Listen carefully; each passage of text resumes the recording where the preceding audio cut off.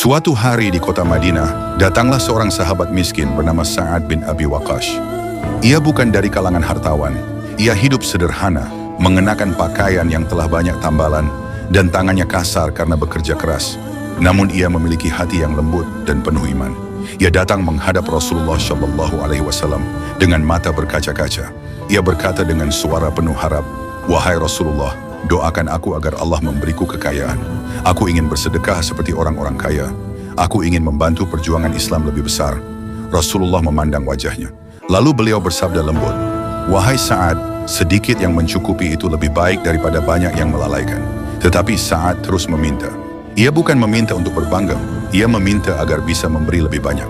Rasulullah pun mendoakannya. Waktu pun berlalu. Sa'ad menjadi seorang yang sangat kaya raya.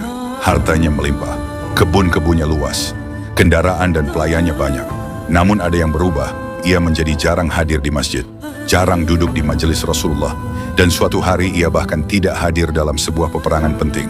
Ketika Rasulullah mengetahui hal itu, beliau hanya berkata lirih, "Sesungguhnya Allah akan menguji hambanya melalui rezeki yang ia minta."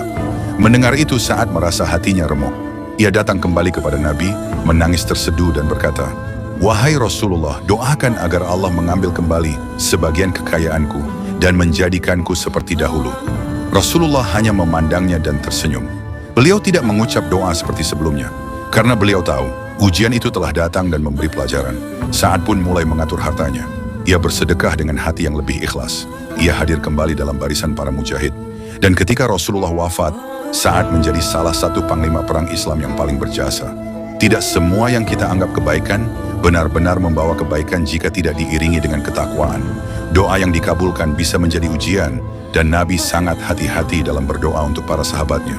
Kekayaan bukanlah aib, tetapi jika tidak diiringi dengan ibadah dan kedekatan kepada Allah, bisa menjadi musibah. Rasulullah selalu melihat apa yang paling bermanfaat untuk akhirat seorang sahabat, bukan sekadar permintaan dunianya. Ini adalah kisah tentang seorang sahabat yang tulus dan tentang Nabi yang tidak tergesa-gesa dalam mendoakan dunia bagi siapapun. Karena beliau tahu yang tampak indah belum tentu membawa kebaikan. Dan pada akhirnya, taubat dan kembalinya seseorang kepada Allah adalah kemenangan yang sejati.